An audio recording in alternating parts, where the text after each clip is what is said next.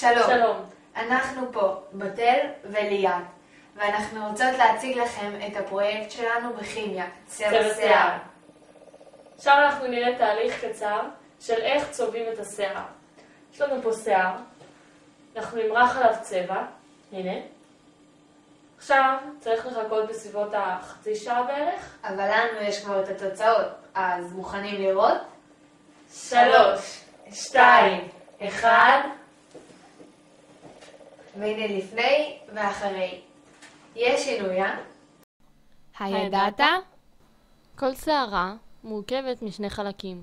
שכבה חיצונית חסרת צבע, קסקס. ושכבה פנימית המכילה את הפיגמנטים. עכשיו אנחנו נעבור לסרטון של ילדה שצובעת את השיער.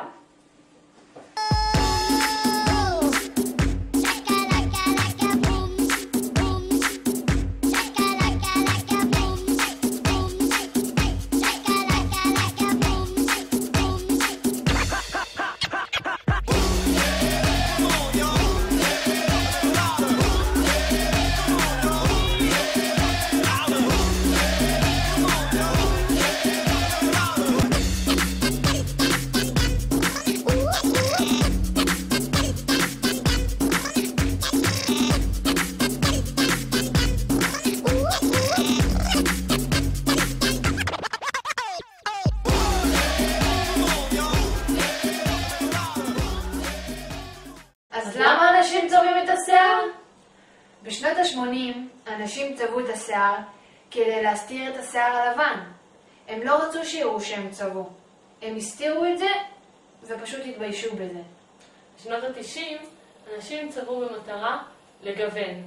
זה היה אופנה והם רצו שיבחינו שהם צבעו.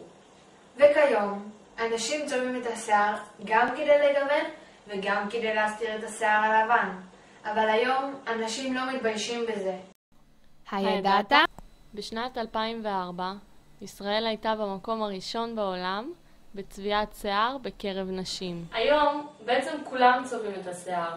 גברים, נשים, נערים, נערות, כולם. פשוט כולם.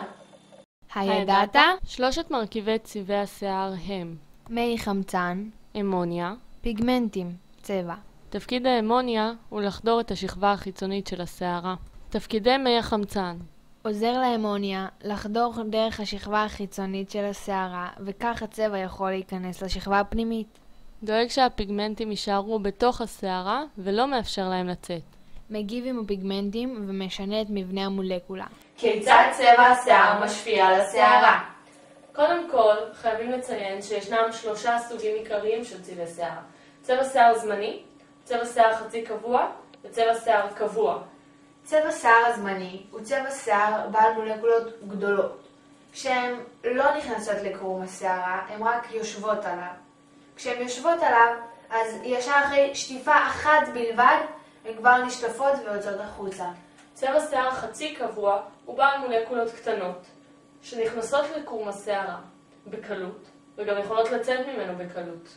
צבע השיער החצי קבוע מחזיק מעמד בין 6 עד 8 חפיפות.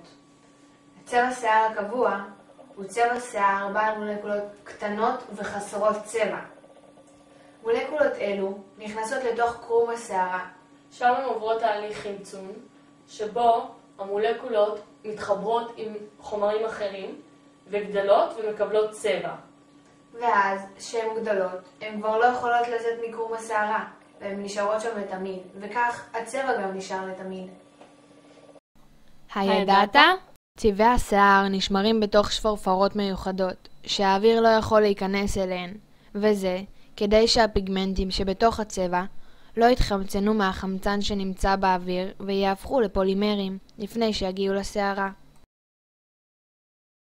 עכשיו נעבור לקליפ תמונות.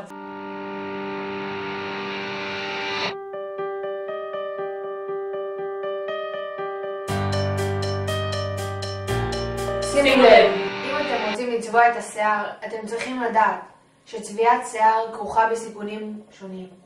למשל, תגובות אלרגיות מצבע השיער, כמו אדימות, פצעים, כאבי ראש. בנוסף, בצבע השיער יש חומר הנקרא PPD, והוא חומר מסוכן ביותר. הוא חומר שעלול לגרום למחלות סרטן שונות. צבע השיער גם מכיל מי חמצן, שעלולים לגרום לגירויים חמורים בעיניים ואף לפגיעה תמידית. ואם אתם מתכננים כבר לצבוע את השיער, אז תזכרו, אל תצבעו את השיער כאשר עור הקרקפת שלכם מגורה, פצוע או רגיש. זה פשוט יהרוס לכם את הקרקפת. בנוסף, במהלך הצביעה, השתמשו בכפפות ובגדים שיחסו את גופכם כדי שהצבע לא ייגע בעור. וזכרו, ככל שתצבעו את השיער יותר, כך הסיכוי לחלות במחלות גדול יותר. טוב, אז עכשיו תחליטו אתם מה לעשות. ועוד דבר אחד, זה אמיתי. ביי ביי. מקוות שנהנתם.